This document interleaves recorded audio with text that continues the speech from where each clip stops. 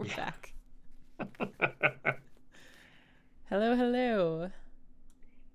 How is everyone doing tonight? I am on Davis's computer tonight. Are we live? We are live. All right, Um, hold on. I got some feedback going on here. I am not unconvinced that this is not Davis wearing Steve's skin. He's got the Quick. halo light going on here. We need to. Suspiciously godlike. You're right. Quick, tell us something only Steve would know. Yeah, exactly. I could talk about the production schedule for because God knows Davis has no idea what's going on. So, That's actually a very good point. Jonathan, how's it going, man? How is everybody doing tonight? It has been lovely, lovely. We had a great time reading about death and destruction and all things terrible. Nice. It was very, So very where are you? cozy. I was interviewing my mother actually, so I didn't listen to tonight's stream. Where were you in the reading tonight? The Construction of the Greenling Fields by Tefnut. Oh, nice. The only safe-ish place in Aird during the winter dark, Yeah, and it will stay that that way. that's probably safe. The Darkenfold would not have been a safe place. It would have been a refuge, but not The Darkenfold is not a safe place in the best of times. That's my understanding of exactly. it. No, no good comes of the Darkenfold. Hey, just got the Tome of the Unclean for free on the store from a $10 gift won on one of Chuck's streams. Thanks. Hell yeah. Sweet, Enjoy. sweet. I Let love us that know book. what your I favorite hate that monster is. title, but I love that book. Tome of the Unclean, Tomb of the Unclean, I can never get it right. I still can't. And now Davis and Grimoire. Jason want to do an adventure called The Tomb of the Unclean, and it's just going to cause another 5 years of, That's hell. yes, hell, That's of hell. confusion. The Tomb of the Unclean. Yes, Now Chuck, we're that's what we're going to talking. call it. Tom of the Tomb of the Tome of the There you go. Unclean. There you go. So, I'm writing this adventure right now, and I'm actually using very normal names for villagers. There's like Really? one guy's name like John Worston. That's his name. There's All just right. normal. There's just normal names. It's much easier. That is something that I wish I'd done more often when I was working in retail and constantly like getting people's information. I did take people's like street addresses and you turn them into like names for NPCs in games. But I should have just like Oh yeah. taken just full legal names and made them into NPCs. Well, that's one of the things. I mentioned interviewing my mother. She grew up in a small town in Monticello, um, and there's so many characters in this town. There's Penny Jack, I think his name was. There's Miss McDougal and her hunchback henchman. I mean, there's just What? yeah. Listening to her talk, like Miss McDougal, she was telling me this is. Uh, she had some just funny ways of describing her, but she wasn't very attractive. She was rather mean. She always scowled, but she owned the drive-in and the two theaters in Monticello. Oh my So she god. kind of got to say what played, and what stuff and whatever. She had a small empire there in Monticello, and it's just it's, listening to her talk about some of these characters. I just think these people need Yeah. to be immortalized in the world of Aird, without a doubt. Oh my god, Miss McDougal and her hunchback henchman needs to be She, like a children's book, either in universe or in on Earth somewhere. something. I asked her. I said, "So who was this? Did this gentleman have a name?" And she's like, "I have no idea what his name was. He just followed her around everywhere she went. Oh my Was god. she? Was he her son? I have no idea who he was or what he was." It's just, Her manservant. yeah, it's just it's kind of cool. I'm listening to these stories, and of course, this is just one small town in Monticello, in Arkansas. I mean, and of course, Hmm. the country and the world is filled with these stories of these Yeah. these characters they're all over the place. And I think it's one of those things that you mentioned, taking names from people that you're working with, in retail, Yeah. Yeah. and all of this, any experience you have, and certainly in the world of air, you can see it spills into whatever creative process that you're doing. I think it almost has to. Totally. Absolutely.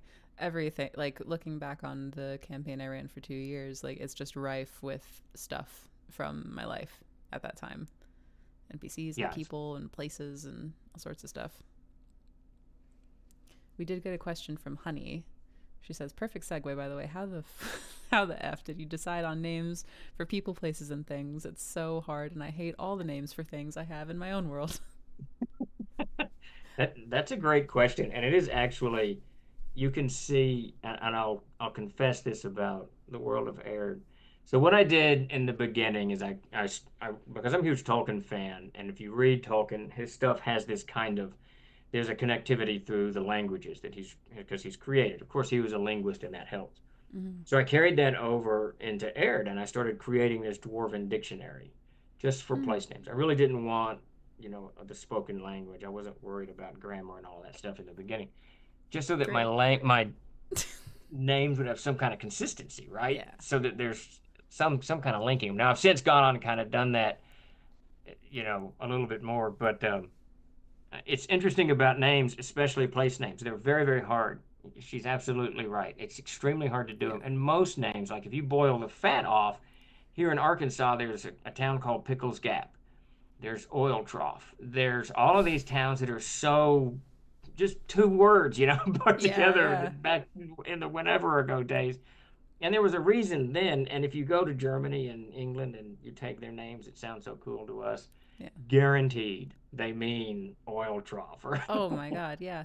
I mean, Yeah. that's honest to God what I usually do is like I'll just find a word that I think is representative of who the character is and find out like just the word for it in a different language. And the moment I find one that sounds cool, then That that's it. is, I do that a lot. Yeah, absolutely. Yeah. But I try at the base. I try to figure out, okay, if it's a town name or the name of a ridge, who's naming this and Yeah. why are they naming it? They gave it whatever Spring River because it comes from a spring, or it Yeah. runs fast in the spring, or whatever you want to do. Hell, I try to give Michigan. it What's that some, about? yeah, try to give it some kind of context. But names are hard, and you can see it's really funny what I was about to confess, and I will now. You look at the world of air, the lands of Ursul map. At the end, I couldn't, I was out. I was done. So, like Masal Bay, that is my wife Kathy, her best friend, Nicole Masal. That's her last name. There's Dakota McMurray, who runs the mailroom now. There's the McMurray Hills. I mean, Oh it's yeah. just, or the Cody Hills. I think I was just like anything that, Yeah, yeah. Anything that you know, sounds name like. right. I was done, and it's tough. Names are tough. Dougie says there's a town near me called Wall, South Dakota. There you go. I just need the one.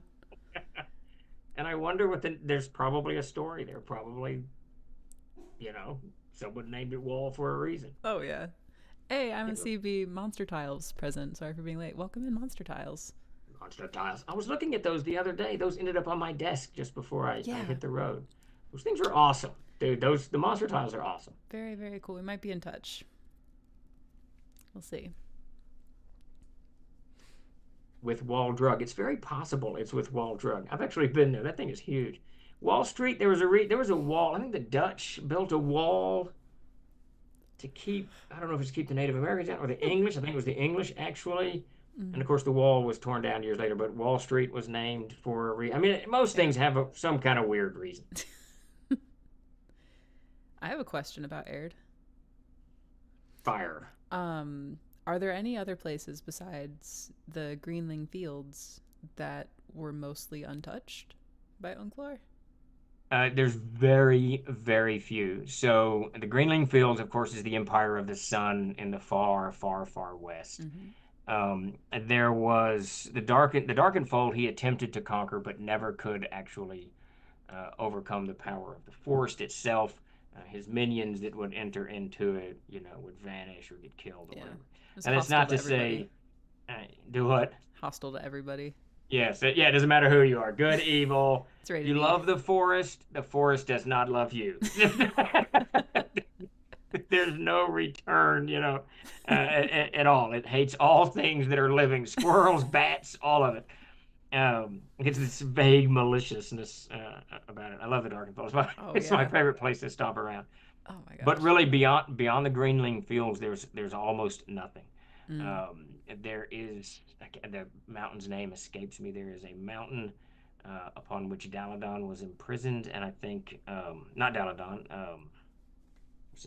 One of the gods was Tefnut was imprisoned on this mountain. But even that, there was a poisoned well there. yeah. There was no comfort left anywhere except in the Greenling fields, the Darkenfold.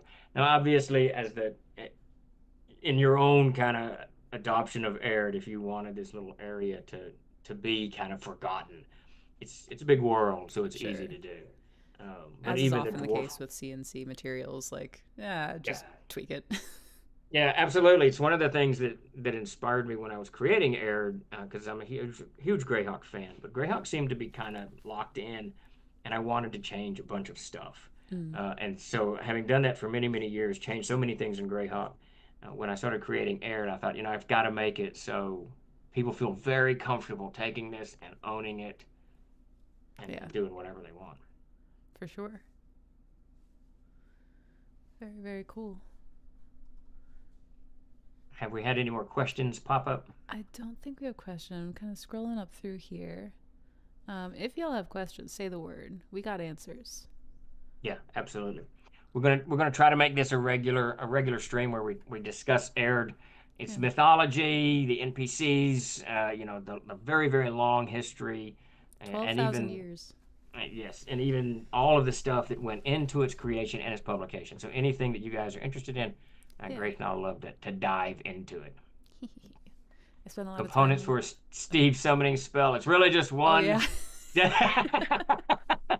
Well, it's They asked very that easy. earlier. I was trying to think of things, and I was like, well, here's what I had. I had Dr. Pepper, a plain cheeseburger, a minor crisis of some sort, and a book about aliens. There you go. You throw in a single scoop of vanilla ice cream, and it's gold. Incredible. It's absolutely gold. Which is kind of funny because tonight, when I was interviewing my mother, of course, she grew up in the 40s and 50s, but her uncle owned a store that her mother worked at. And her mother would go in it because the men would come in from the train would stop there and then get off the train to eat lunch. And she would make hamburgers and ice cream. And I'm sitting there going, man, I want some hamburgers and ice cream. Come on. Come on. Uh, Simpler time. oh, Sparky asks, are there any interesting tidbits about Aird that are not in any of the published material? Like the flying ships. Flying ships? There's one flying ship. And so yeah, that's a perfect one. It's funny too, Sparky. You should mention that because that came up in my game, my Sunday game from a few months ago when we were playing it. They started Mm, asking about Angram's ship, and basically Angram was a dwarf who is a bit of an evil character, and he ends up with this flying galley. Narhite, the god, the whole 9 yards, creates this flying galley for him, and he becomes this kind of pirate that sails around until he enrages Narhite and crashes the ship somewhere in the Holmgrad Mountains, and that's where it is lodged on the side of a mountain. wow. Where Angram is anybody's guess. Presumably, he died upon his ship in the frozen north. But there's all kinds Presumably. of, presumably, there's all kinds of little pieces. I've got files just filled with stories that I've started or adventures that I've started, Yeah. just things, a lot of Eldritch Goblin stuff that's floating around. The wild elves, I never really kind of got into the wild elves. As those of you who know, who read Aird a lot, the elves all left before Unklar conquered the plane and the Mm-hmm. Winterdark began. Most of the elves, well, some didn't. There's the high elves that stayed in and around the Blue River, which is the Powder River in north of Darkenfold, and then the wild elves. And the wild elves just kind of scattered across all of Aird in these small tribal bands. And I've always envisioned them as kind of taken from the Elf Quest concepts, very wild, Native American type, Mm, feathered headdresses, the Plains Indians, all of that stuff. And I always kind of thought of the elves in that regard. I read a huge amount of history on Native Americans. Absolutely devour any of it that I can get. yeah. Uh, Incredible history there. it truly is. I mean, when if you're just interested in, I tell people all the time, and this was a huge inspiration in Air early on. I read Chief, I think his name's White Bull, Chief White Bull's autobiography, and White Mm. Bull was Sitting Bull's nephew. And he fought at the Little Bighorn. He fought at Rosebud. He fought at all of these others. Not Rosebud. That's the what is that movie? Anyways, whatever that other battle is. Um, but this guy's story is so. I mean, it is told like it is an adventure. When Yeah. you read it, it's and I remember very distinctly he and four or five of his comrades. This is going to be probably before Custer's time, so it's going to be 1860s, I'm guessing. He's a young man, and they're sitting around this campfire, and they said, "Do you want to go?" White Bull says, "I'm going to go to the Blackfoot lands and steal some horses. Does anyone want to go with me?" And two of the guys are like, "Sure, we'll go." And then they just travel across Montana and into wherever the Blackfeet are, which I believe is Wyoming, wherever it is, deep in the Rockies, to Sure. raid horses. And I'm like, what? They just walked across the continent. I mean, it's No pretty big cool. deal. No big deal. Just a quick I mean, jaunt.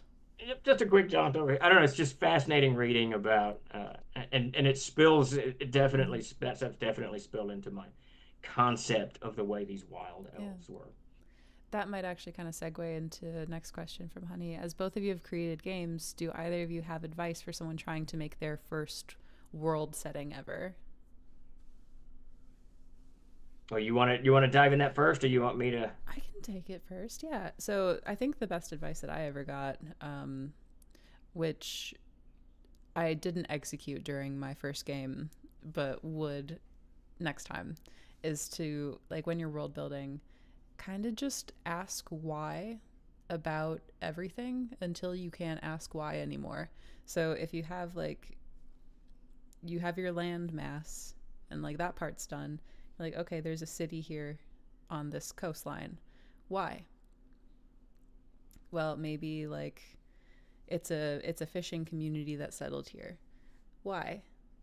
And then like so on and so forth.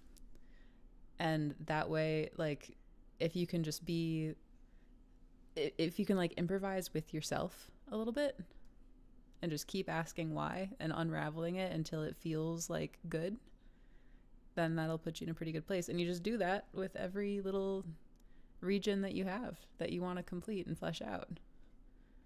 And I Becomes find kind that, of like yeah, building blocks. yeah. And each building block has like a little detail about the world that tells you more about the world at large. And it can be as like minuscule, small scale, or like mythological, like planar, crazy. It could be any level, of like storytelling that you want it to be. So that's the best advice that I've ever gotten, and it's the I advice I'd give. always, in the world building process, I always tell people, and this is certainly the way I did it. You start small, pick something that you're very passionate about, a town, a tavern, a river, city, whatever it is. It doesn't really matter. A tribal group, and none of that matters. Just something very small, and then build off of that. Uh, Aired in no small regards owes its life to the town of Innsmeat, because that's where so many of our adventures began. And I would start these adventures in Innsmeat, and then I'd have to kind of map the road out that they would Mm. travel out. And then there's Alice's Trail, and then Alice's Bluff, and then the Pig Trail, and then the river beyond that. And it just slowly, over the course of many games, it built this whole area. And then as soon as they started, because air comes from my table, as soon as it started to get depth to it, and they were getting levels, now there's a little politics involved. Well, now I got to start outlining this politic and this. And Yeah. because I didn't start at the big picture, I'm really building from the ground up. It seems to me it seemed to have a little bit more context and just a little bit better. And Grace's comments about asking why it works perfectly here, because Mm. why is ends meat called ends meat? There's your Yeah. first question, right? So you Yeah. you you answer that question, and then you go from there. So I think starting small and building out, as opposed to writing mythologies and going in Yeah. that direction. Now, having said that, if Davis were here with the world of Enzea, I really don't know. There's not very many small pictures in Enzea that Davis has done that I'm Mm. aware of. He actually created his language first. He came out of the Mm. Defense Language Institute. He did DLI, studied Czech back in the olden times. So he's got a heavy language background. Mm. And then he began writing these mythological tales of these gods that were doing things. And his gods are very Greek-esque, as in Yeah, they're more human than, or as much human, I should say. Um, so there's different ways, but I think I am far more comfortable, and I think it's a little bit more, it's easier on the design side to start small and kind of move in. exactly. I think that's a really good point. And what I would say, even above like asking why, is just start with the thing that inspires you first Yeah, and follow that to its end. And then do like the next thing, just whatever gets you started and whatever gets word on paper. That's yep, the way to start anything. It's yeah. hard That enough. that really is, and don't stop. Don't even when you're bored with it and you don't know what to say, just do something. Just Yeah, write yeah. something. You can fix it later. Sean was asking what part of your world you'd be the most excited to see people playing in. Well, I'm kind of naked in the world without the Darkenfall. I mean, I know what's going on outside of the Darkenfall, but I'm very comfortable in that little that forested area. I think that I enjoy um, to watch people kind of develop and plunge into. Mm. Outside the Dark will probably be the Gelderland. It's another forested region, coastal regions. I've really recently become very fascinated in coastal regions, and I Mm. don't really know where that's come from. Probably this UFO and the oceans. I don't know what's going on, but but There's um, mystique to coastal yes, towns because you've got mysteries behind you and you've got mysteries in front of you, and you're kind of sandwiched in this like in between place. yeah, it is, and there's coastal cities seem to have this. Well, they definitely have this vibrancy to them because it's the coast and ships are coming from all can be coming from any direction and all over the world. So you get all kinds of cultures and linguistics and all kinds of stuff kind of intermingling, and it's a little bit more vibrant, I think. Mm. Um, but yeah, I think the Gelderland. I love the Gelderland. It's just another big forest, though, Yeah. which is odd because in the real world, I want to move to New Mexico where there's no trees. So, so God, I don't have the map in front of me, but I want to see a game set in like the frozen north. God, I'm blanking on the name of the region, but there's the Gaul lands probably. where the dragon riders are. Oh, see, that's going to escape me as well. Oh Yeah, my God. that's on the main, that's on the Rhineland, the Rhineland, the main continent Greenland. there. And at the top, what is that called? It's like the frozen area. Yeah, It's cold. I don't have a map either, Matt Oh Davis, but I no. have all this stuff in front of me. I love the tales of those dragon riders. Yeah. Those I enjoyed writing those, and it allowed me kind of bring a little bit of Pern into it, which is famous fiction from the 70s and 80s. Mm. I'm just happy to see that Aird has dragon riders.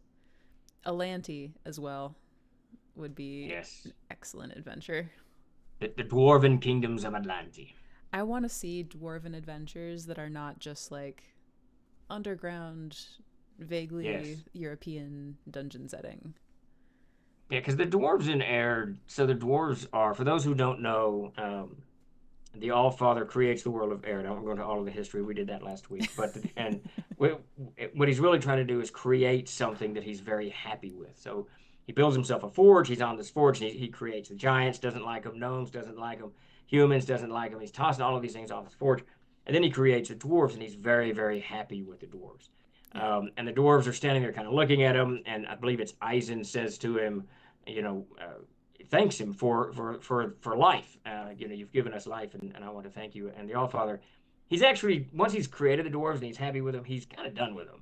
I did it. I'm done. I want to go do something else. Because the Allfather's a little bit whimsical in He's his an whole ADHD approach. icon. You're right. But he doesn't say anything to the dwarf's query. He just looks at the dwarf, and the dwarf just assumes, oh, this is the Allfather giving me the silent message that I must imitate him and be. And Mm. that becomes the Andanuth. The dwarves swear to always do something in their lives, whether it's on the field of battle or at the forge or painting a picture, whatever it Yeah. is. The dwarves, take each of them takes on this Andanuth, which is to pay the Allfather back because the Allfather's main drive was creation. So such the dwarves, their main drive must be creation Mm. in whatever guise that comes in. So they don't immediately go underground and begin building these underground citadels. They wander around air just looking at stuff and doing things and getting into all kinds of trouble or whatever. They're the first Start great sailors, I believe. they start sailing ships around. Yeah, Enderoth, the dwarf who goes into the contests with Aelor. Mm, They do all of these things. So yeah, I'm very fond of that approach, yeah. Grace. I don't. I mean, it's cool. The underground cities are cool. I love that. Oh yeah, they never get old. I mean, the dungeon setting is iconic for a reason. But man, oh man, like dwarven cultures are so interesting in fantasy, and specifically the ones in Aird. I mean, just with having dwarves be the chosen people, because it's so like we see everywhere. Like elves are the oldest people, or right. humans are the chosen special people, or and like I'm sick of it. Let's give dwarves Yeah. their moment to shine. I really don't know where my fascination for dwarves is. Probably I'm going to guess The Hobbit. I read that in Yeah. 76 or 77 and I loved it, but I remember when Thorin at the end, I don't want to give any spoilers away for those who haven't read or seen The Hobbit. No But what spoilers. happens to Thorin. I don't know. It moved me. Thorin's whole story, I thought was more fascinating in The Hobbit than Bilbo's and the rings and Mm, Gollum's and all of that stuff. I loved Thorin's trajectory, and I think that's where it began with me. The absolute love of that. man. Landa says we need a nautical book for CNC. Yes, that is on Jason's desk. Yes. He's got 3 projects in front of him before he gets back to that book. So, Ooh, Sean when says dwarven ski competition. now you're talking. We're in it. Dougie says, what advice do you have for someone that tries to branch into different classes and playstyles but always seems to naturally gravitate to a tank build? I always seem to eventually build my characters to fit a mold without thinking of it, and sometimes it gets stale. That's a really good question. It is a good question, and I am 100% guilty of that. No matter what I do, I end up playing a fighter. Even if my wizards die very young because they always get impatient and charge into battle. Um, I mean, I I don't don't know, know. I would say, honestly, I would embrace it. I have played fighters for years and years and years. I started at the very beginning. My first character was Tarzan. He was a fighter. He died. Next to the fighters, He I died. liked playing. Yeah, most. I liked playing clerics after that, but I think just because they're basically fighters, Yeah, yeah. they're not too different. I don't know. Lean into it. I think that at that point, you take it and you take the tank that you enjoy so much, and do things with it. Yeah. Give it. I don't know. It's missing an arm. Yeah. Lost an eye. Whatever. Give it something. That I think is great advice. Um, like either find the thing that differentiates your tanks as characters, or like the first thing that came into my mind is like change something else significant about them. So if you always play humans, for instance, and you want to like go with a different class and stick to it, then like I don't know, choose a gnome, and who is that character that Yeah. unveils before you, and what is their class? Or if you always play men, play a female character and like see what kind of story unfolds from there. I feel like if you change one element of your comfort zone that is like less intimidating, then the others will follow. Yeah. And then once you like get it the first time and get like a really different character and really enjoy playing them, I think that kind of breaks the dam and makes it easier in the future. It does. I've always found when I switch to other classes, the few times that I haven't made it very far levels, I start getting bored. I'm like, Yeah, that's wish fair. I could. I wish I could pull a sword out. Start cleaving something. My thing, and most of my experience, unfortunately, with this is with like 5e, because that's just what I'd been playing more until starting to work here. Is movement speed. Playing slower characters killed Interesting. me. I hated the paladin. I hated the barbarian. I want to get around and like do Okay, stuff. so speed is a real factor in Huge. in fifth edition. Well, I mean, Interesting. for me it was maybe not for everybody's 5e game, but Well, I mean, if you're applying all the rules, I think our movement's all pretty standard unless you're encumbered. Yeah, I don't think that's I think interesting. so. Unless there's abilities for classes that allow you to like do do things faster or like get places faster. Yeah. But Hmm. my Interesting. last battle cleric tank was named Panzer. I fucking love that. That is such a good name. Are you serious? That rules. That's so cool. I had a character who was a monk named Alala, and she was named that because I learned Alala is a Greek name that was made for like it's after an imitation of like a Greek battle cry. Oh, that's cool. It was That is made very cool. made from that. Isn't that fucking awesome? It's so That evocative. is very cool. I do remember Todd showed up at the table once. His character got killed and he made a new one. I think it was a monk. The first time he introduced him, his name like Jim Bob or something. I can't Yeah. remember, but I immediately struck him with a blue bolt of lightning and killed his character. Make a new Get your Jim Bob out of here. We're not doing that. We're not going down that. I was Take a your much Roger harder. and go. Yeah, that's right. I was a much harder DM in the 80s than I am now. So. From what I hear, that's common.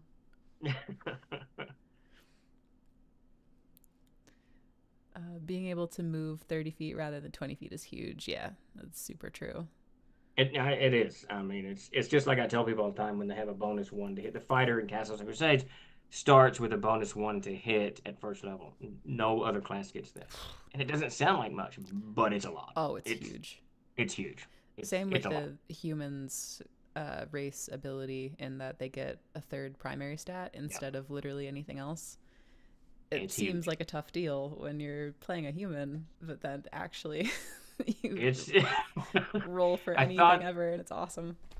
when Davis, I don't know which one came up with that, Davis or Mac, and when they were designing it, I thought that was absolute genius. I mean that because it really you know in AD&D, and I don't know about fifth edition or some of the other editions, but so many people played the half elf ranger because it was the best stacking. You got 2d8 for hit points. Mm, You could sneak. You could move silently. You could do all kinds of hide all kinds of stuff between the race and the class abilities mm. that it kind of overshadowed everything. And I know that that played into.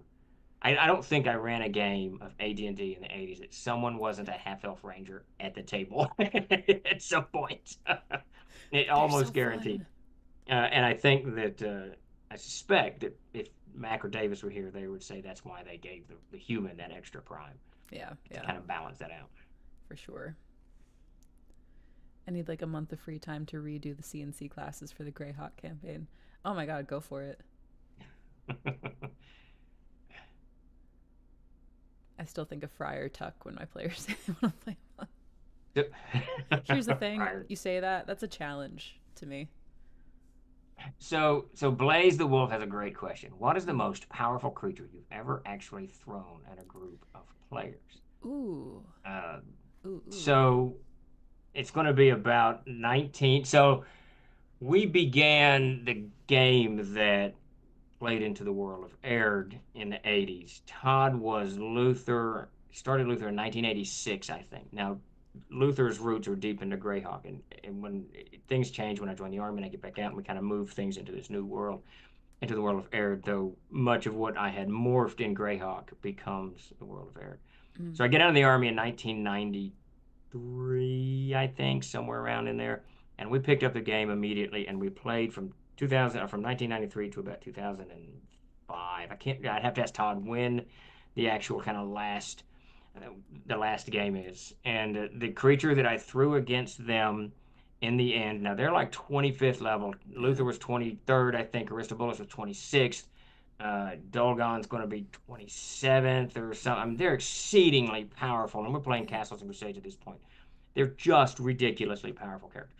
And they decided that the only way they could win the Winter Dark Wars, and you can see this play out in the Codex of Aird, and the only way they could win, because that section, the Winter Dark Wars in the Codex, is our games that we played over about a decade. I love that so Um, it much. it covers probably about half of the actual games played. Yeah, If we were to really get into all of my game notes, that Winter Dark War section would just be 3 times as large. which we'd But love. anyways, so they decided Mac was getting exhausted from these constant battles, these minions fighting the Mongrel demons. They had fought two of those, which were exceedingly powerful devils created by Unklar. They decided to go to the mirrored throne itself and attack Unklar in the halls of Alstrag, and they did so. And it was one of the most interesting games I've ever run, one of the most climactic things Yeah. ever at my table, if not the most climactic, because there's only one way written into my notes and rules. Yeah. The only way that you could banish Unklar. You got to keep in mind, I'll take a step back. The Valar are the named gods. The named Valar are the most powerful deities in Erd. And there's Mm-hmm. no, they don't have hit points. They Yeah. don't have armor classes. I mean, They're gods. they're gods, and you're just not. Like, are you gonna So I'm kill not, Ares, Zeus? No. yeah, it's just not. So and I don't know really what Mac's plan was. And Mac was the architect. He was playing Aristobulus, and so he was the architect behind this attack. So they attack Unklar in his hall, and the only way that they can drive him out, and they didn't notice, they had no idea, was to strike Unklar with the sword Decipero with a natural 20. You had to roll it. It couldn't be no bonuses, nothing. Roll straight Decipero up. being the sword that Rapscallion, later Emperor Sebastian the First, Yes, created in paranoia that he could eventually use against Malazor if yes. necessary. Malazor being the wizard who summoned Uglar. Yes. So yeah. So Grace is spot on. 1,000 years previous to that, the Emperor Oh of my Anok, god. before the god is summoned, is fearful that this is going to go awry. So he makes this secret magic sword named Decipera. He never gets to use it. Oh, and Unklar it's steps. so it's so circular because Rapscallion was the apprentice of Yes. Aristobulus. Yes. Oh Ah, yeah. The whole and all of this played out in the games. All of this played out in our games. Of course, the Emperor is destroyed immediately. Sword is lost to time. Blah yeah. blah blah. I would have to ask the group how they got. I can't remember offhand how they found Decipera, what adventure Mm-hmm. it was. I remember them going on a series of adventures to find pieces of the Emperor's armaments, his crown, the Cunea Mundus Uscrum, and stuff like that. Um, so one of the characters, Sativa, Sarah's character, she's carrying Decipero. I don't even know why they gave her Decipero. Todd would have been the paladin would have been the logical one, but I think he had the Holy Avenger. I can't Yeah. remember offhand now. He didn't What, like what what using the did you Holy say Avenger. she was? She was an elf. She was just a fighter elf. A fighter. Okay. Sativa is her name. And so they go into the throne room, and there's a Trigal the Mage, and there's Unklar, and Unklar thinks, at last I can kill and snuff these people out Yeah. because we're done. So Aristobulus and Jaren the monk attack Nulak Den, Trigal the Mage, to keep him pinned down, and Dolgon, Luther, and Sativa attack Unklar. And the reason they did that is Jaren was a cleric and a monk, and he's got a lot of cleric spells. He's an 18th level cleric, and Sure. Aristobulus is a wizard, 27th, 26th level wizard. But none of their magic is going to work against Unklar because his magic resistance is like 98% or some crazy Yeah. shit. So it's pointless, right? So they try to pin the mage down, and they're going to just brute force this god off the plane. Yeah. They attack. They're getting obliterated. Dolgon he had like 160 hit points. He was about out of the battle. I know Todd was down to like his last 20 hit points. Sativa's wounded because Todd goes ballistic. At this point, Todd's like, I'm just going to die. Everybody get out. I'm standing here. I'm going to die fighting the stupid god. So Todd's so angry at the table.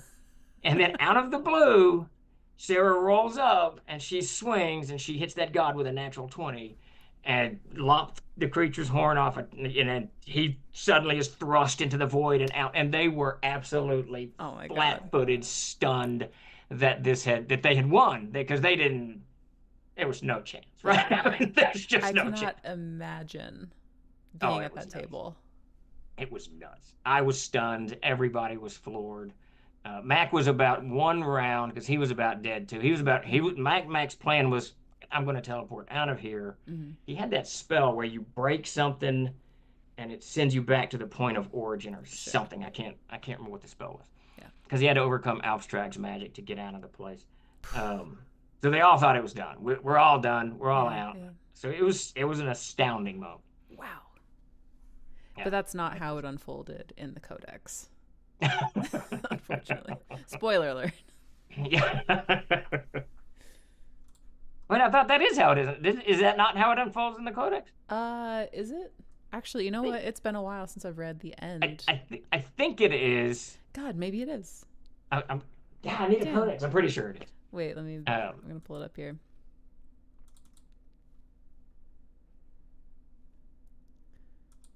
Actually, Yeah, I'm it was not gonna amazing. read through that whole thing. Anyway, Yeah, it was just one of those moments, and that yeah, so I guess Unklar the Valor Raccoon is the most powerful creature I've ever thrown at at the party, which is about as big as it gets. that's fair.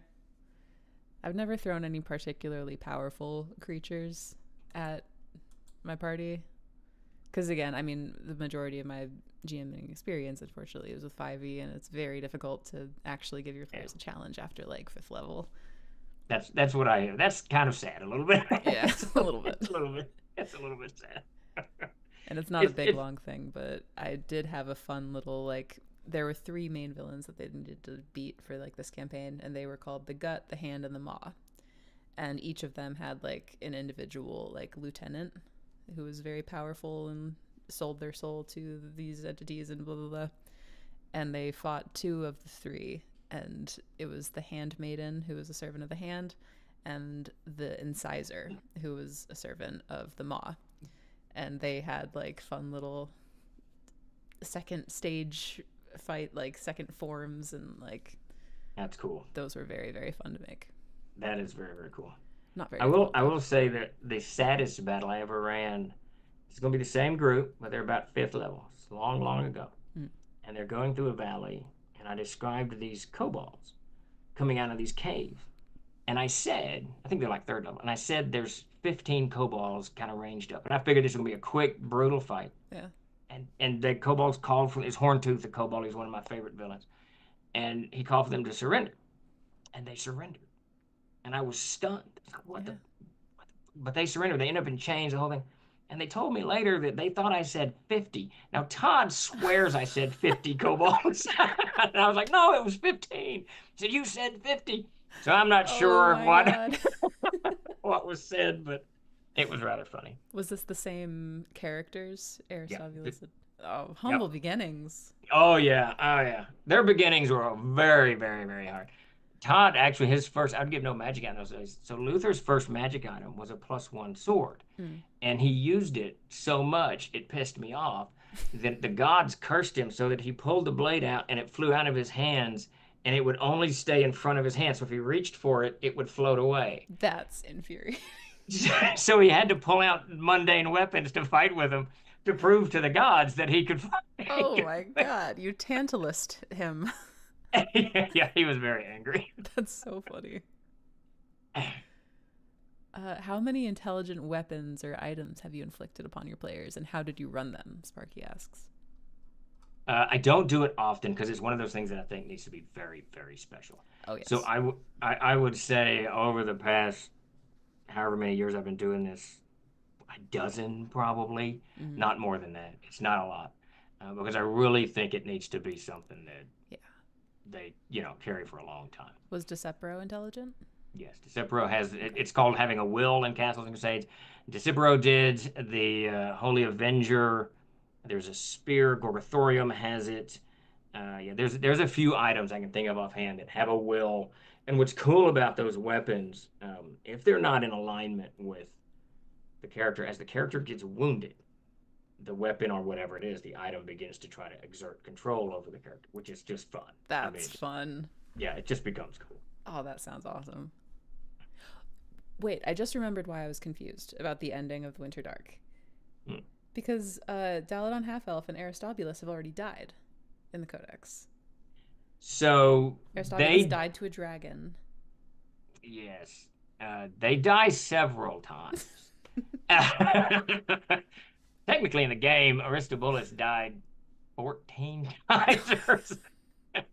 I mean, Luther was much better. Todd only died twice.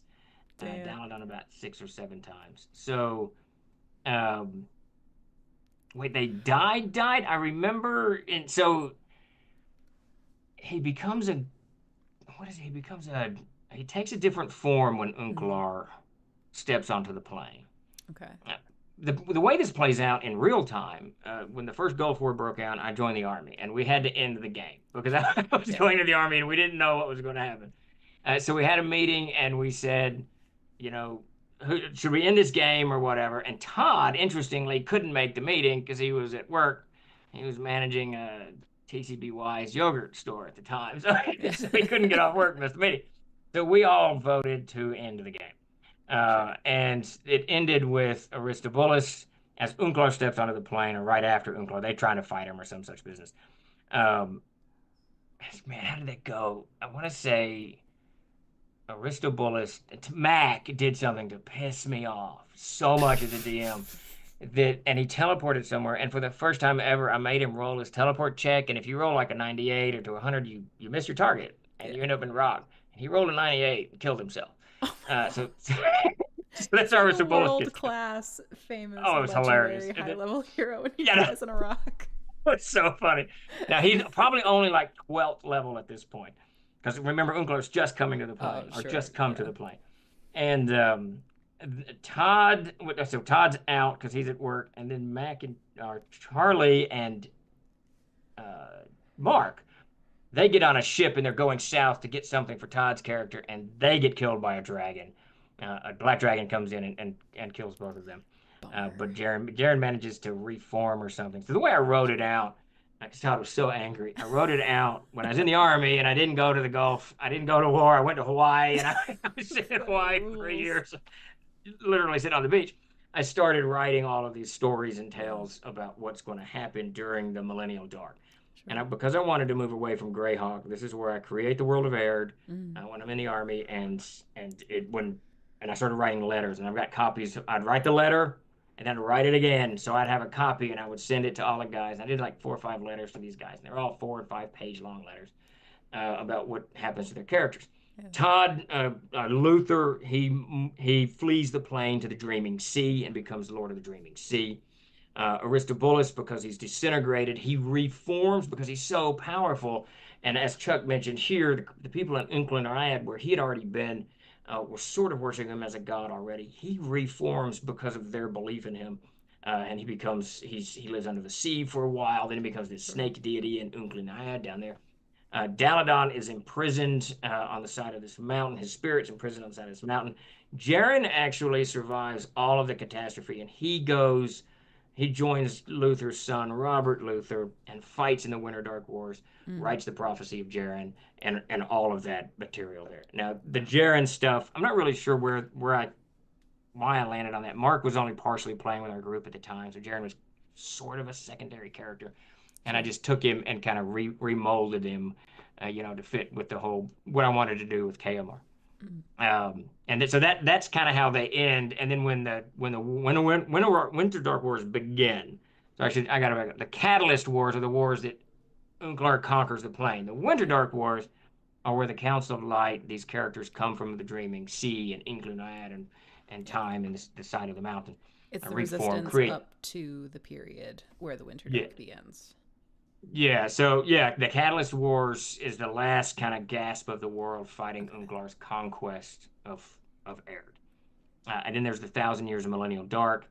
Then Mm. the player characters, we reconvene after I get out of the army, start the game again. It's 1,000 years later. Here's the world in front of you, and Damn. everything. Unclar's reshaped everything, right? So Yeah. it's a brand new world for them. Same characters, brand new world, same NPCs, same villains, all of this business. And then they start the Winter Dark Wars, and we play that for the decade, and it's like, is it 19 or 29? It's 19 years of game time Wow. of them fighting this grueling war, and it was as many defeats as victories. I mean, it Yeah. wasn't, Lord of the Rings is 1 year, right? It was the Frodo best of leaves, times. and It was the worst of times. yeah, exactly. Frodo leaves, I think, in the autumn, and less than a year later, Sauron's dead. Yeah. Sorry for the spoilers, everybody, but Whoa. Sauron's got, yeah, Whoa, whoa, damn whoa. it. But it doesn't go that way in Air. The Winter Dark Yeah. lasts for 19 years. The Winter Dark Wars last for 19 years. Yeah. It makes the after Winter Dark stuff so much more like inspiring and exciting. It's That's crazy to think that without the Gulf War, we wouldn't have aired as we know it. probably not at all. The butterfly effect is crazy. Yeah, no kidding. A Thanks to Gulf War. strange, a strange sequence of events. And yeah, I don't know. It was weird too because I was a combat signaler in the army, which is basically a wire dog. So if you're on the battlefield, you got a lot of work to do. You're laying wire Sure. from unit to unit. Well, I wasn't on the battlefield. I was in Hawaii, so there was very little for me to do. So I would clock in at like 7:30 in the morning, I think, and work for about an hour and a half and get all my stuff done. And then I just sat there. That's So awesome. I bought a word processor. Started Been creating using the stuff. same word processor ever since. Yeah, I wish I had that word processor. All right, well, it's about that time. If there's anything else that, any other like last minute questions y'all have, otherwise we're about ready to ding dang wrap Thanks, it up. George Bush. It is a strange world that we live in. Oh, There's no indeed. doubt. Man, oh man. I've never given out intelligent weapons or even thought about it. You haven't? No. It's a pretty cool thing to do, but I Yeah. would do it sparingly. You'd have to like have it kind of play. I was very like flying by the seat of my pants in the last campaign, which learned from that mistake. Got to have You like you snappier improv skills, I think, to manage you'll get that. there very quickly. I'm sure you're already there. Um, Well, what you should do in the next one you run is give someone a sentient item that doesn't know it's sentient, so that it grows with the party, uh, and let it play out that way. a sentient item that doesn't know that it's Right. sentient. It slowly awakens as the characters gain level. It learns, it responds, and that way you've got this legacy item, right? Oh my It's with god. the party forever. I think I know exactly what to do. That's going to be in the Charisma Cats game. Sweet, I think I know sweet. exactly what it's going to be. Oh my god. Okay. It's Anyway, hilarious. let's find somebody to. Oopsie. Just going to I live in move New Mexico. I can vouch for the password. forest. Sorry. Absolutely love New Mexico. My wife, Oh yeah. she does not want to live in the desert, so I probably will never get to live there. But How about we raid? Let's raid Creep. It's been a minute, darling. Jeremy's just wandered into the Show. shower. Hey. What are you still doing up? We're about to not be. Yep. Just in time to be late. Yes. The troll. We run on troll time. That's it. Yes, troll time. It is its own thing. Well, we are going to go show Creep some love. I know I say this every time, but whenever we raid into another channel, it means the absolute most to people when you stick around and like say something in their chat and like say something nice. So make her day. Be super nice to her. She runs a great stream. I think she's probably going to be painting minis and is very entertaining while doing it. So say hi. We'll be there too. And thanks for hanging out here on a Monday. You could have been anywhere. And thanks for choosing to spend a couple hours with us knuckleheads. It was awesome. Indeed. Thanks, everybody, for coming out. Go in peace, make the words do good, and we'll see you next time. I'm going to keep waiting until I see it pop up on the screen.